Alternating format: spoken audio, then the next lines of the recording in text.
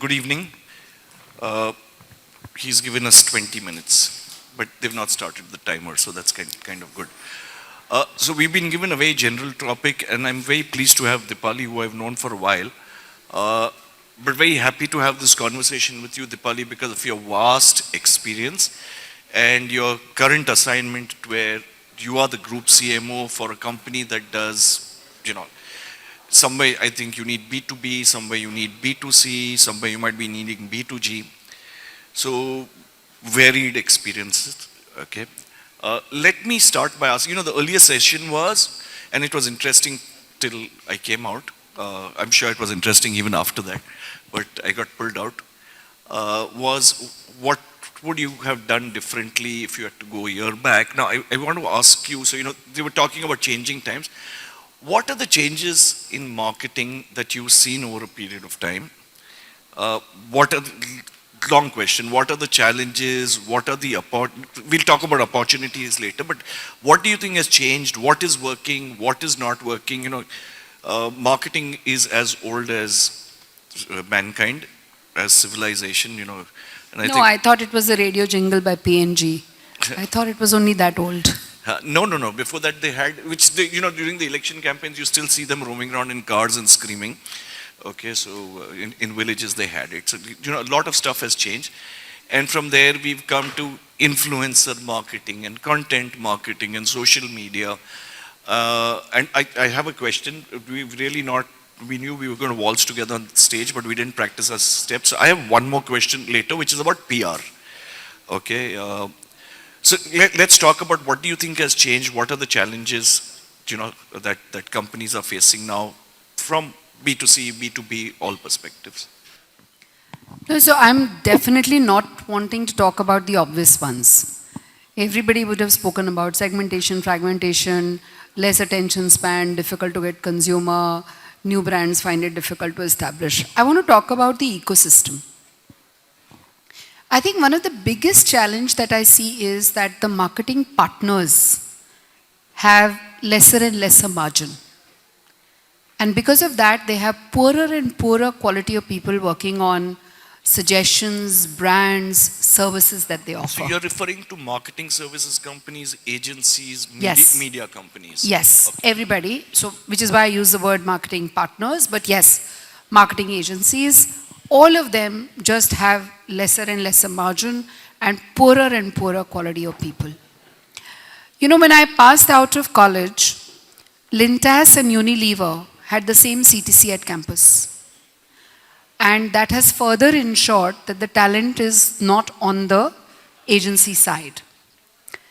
To me, that's a very big challenge because that is like one half of your shadi, being with a person who is at a different place in terms of experience, IQ and EQ. It's a huge talent gap. And the sad part is that the CMOs who can do something about it are not doing anything about it.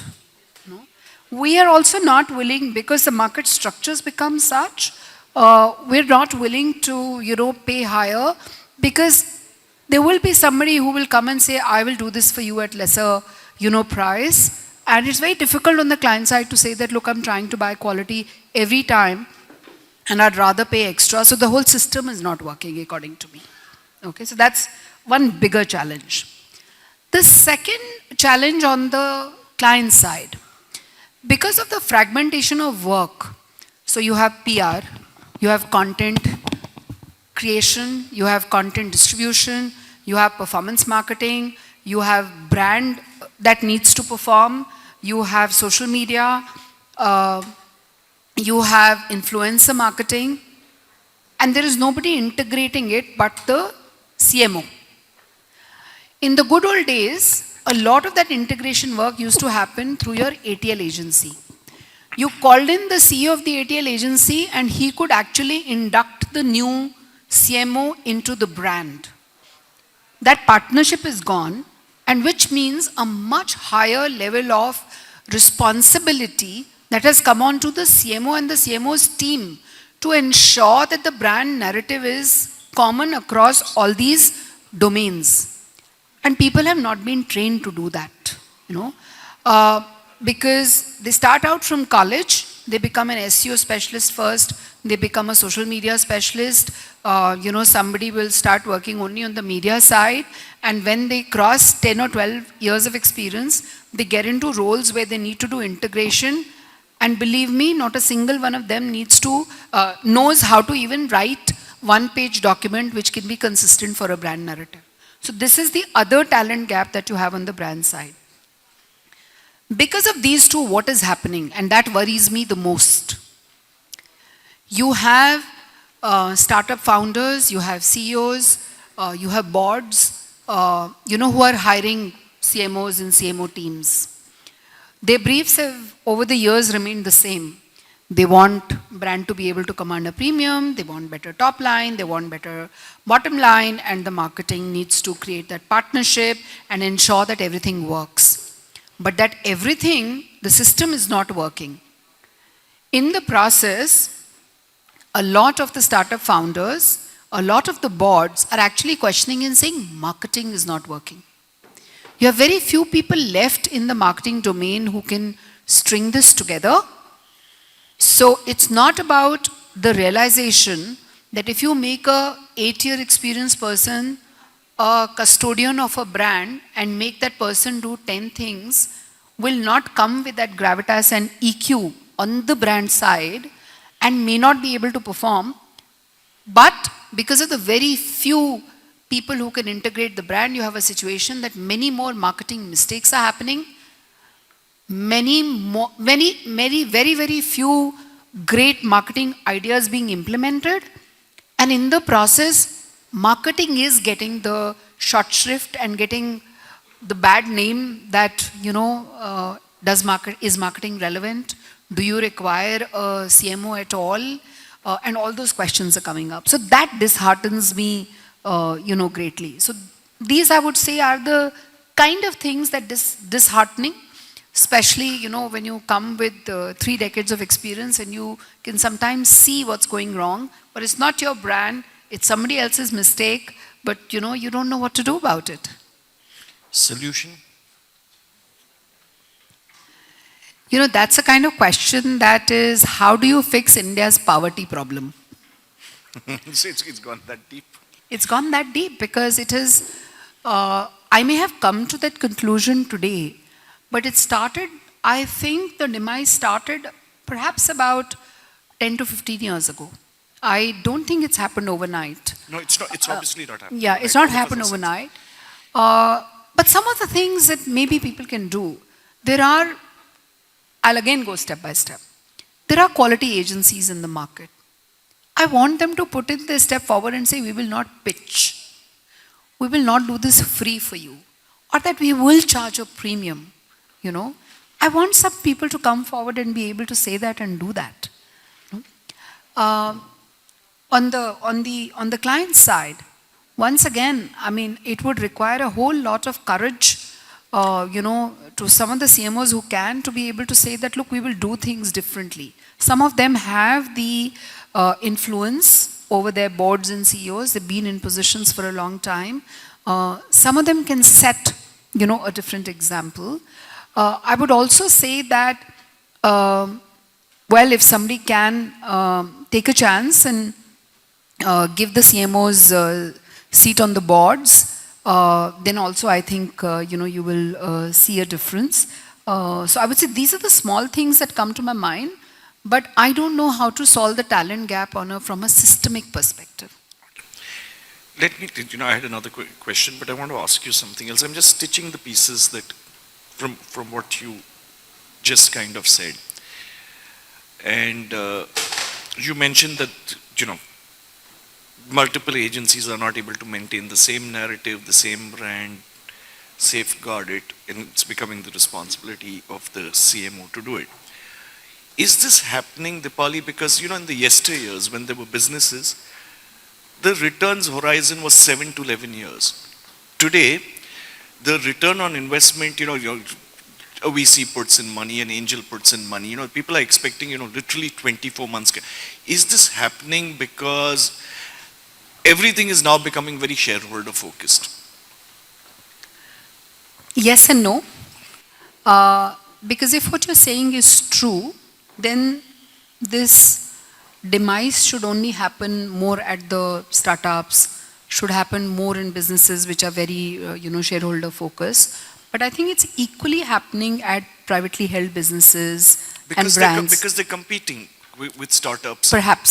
So banks are today competing with the fintech space, who's got very low investment, and That's on the business side. But I think on the brand side, if you look at some of the great brands that you still have globally, some of the privately held brands, you look at L'Oreal, you look at IKEA, these are organizations which are still very strongly privately held. I think the business owners over there think far more, long-term. Long-term strategy. So what you're saying may be true for certain businesses, but I see that, let me call it a fungus. I think I see that fungus everywhere though. Very, very rarely do you have, different kind of organizations. Yeah, but those are, the IKEA kind of brands are now far and few. We recently read in the media, and then it was suppressed. This was about 15 days ago, that very large company laid off 45,000 people. That's And that's not brand and marketing. No, it's not brand and marketing, because earlier, a sound company would look after all its stakeholders. It was employees. Hoshi, I'm suppliers. not discussing that. Okay, let's move on. Okay, let me ask you about PR. Okay, in this entire marketing gamut, and I'm asking you about PR because my DNA is media, and PR takes away from my budgets. Okay, PR has suddenly become far more critical as we see it in the past 10 to 15 years. So people will come and say, hey, listen, I need a speaking opportunity, but I won't sponsor. The audience is good for a speaking opportunity, but not for a sponsorship. Or, I need an article to be done. How important is PR, and is it really playing the role that, companies expect it to play and replace traditional marketing and advertising? So that's a great question. I was invited to, deliver a keynote at a conference which is attended by CEOs of PR agencies and a lot of people from the, corporate communications fraternity. And I said over there that PR is becoming extremely important. More CMOs should learn about it, because a lot of the CMOs as a discipline haven't done, PR and corporate communications when they were younger. But I also said that the PR should report into the CMO. And there were a lot of people in the audience who weren't happy about it, because traditionally there have been very strong corporate communication professionals who, have reported indirectly to the CEOs, and they were parallel, structures. Why do I bring up this example? I bring up this example, and I don't mean to say who should report into who, but I think I gave that example to show the adjacency is becoming extremely strong. And I think, the example that you gave of people not wanting to sponsor but wanting to reach people is perhaps only true for B2B, industry. I think the B2C industry, and, we, for example, have fertility clinics, we have hospitals, we have appliances business, we have automotive bearings business, cement business. Even in the B2C industries, PR is playing a very strong and important role. And there are CMOs who talk the right language about, earned media, own media. It is a very strong opportunity, especially because PR is now become more digital and is very, it's not just, the domain of only newspapers and, only magazines. It transcends and sometimes has fuzzy areas. I don't know, influencer marketing is equal PR and equal marketing in that sense, and how you manage it, because some of the influencers can't be paid. They have to be influenced in a very Copcom, kind of a space. So to answer your question once again, I think PR is an extremely important opportunity for marketing fraternity. And they must ensure that, one, they learn it and then see how to use it alongside all the other marketing channels available to them. Dipali, last question. Maybe there might be follow-ups, but this is like a Moti Baat question. If Rupert Murdoch came to you and said, I want to start a company in India that's going to within 10 years, okay, it's not going to say 10 years any longer, 5 years, get a significant pie of the CMO's budget? And, you have the experience as a CMO, and, we want you to run the media company, and here's a $10 million package for you, plus profit sharing. Where would you put your money? Would you put it on radio, television, social media, influencer marketing? What would you do? I think we need to challenge the current business models that we have. I wouldn't even think radio or TV or, print. I wouldn't think with that model.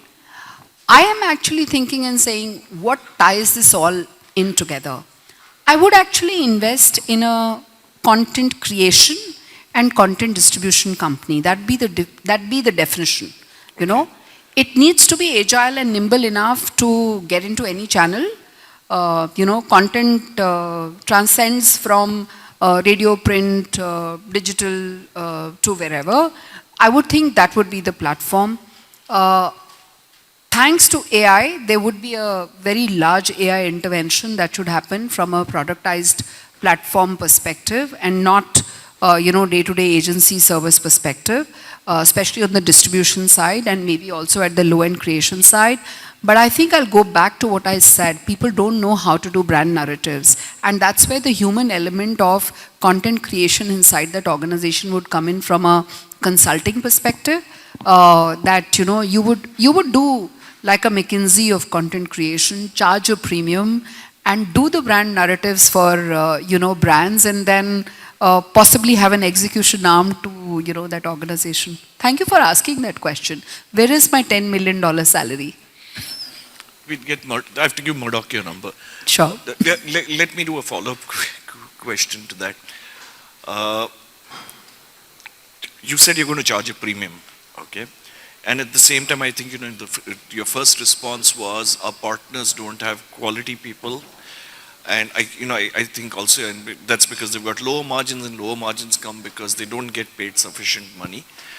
Do you think there are a lot of companies in this country to sustain a company like that and pay premium for services? So once again, The IKEAs of the world. So once again, when I say McKinsey of the world, you can be a company housed in India but service any part of the world, right? You don't have to necessarily work with a CMO in India. You could be working with the CMO in India and, a CMO in Europe and a CMO in US. That's number one, according to me. But I think the structure will work because you will hire better talent. You will demonstrate better effectiveness. And therefore, you would be able to charge a premium.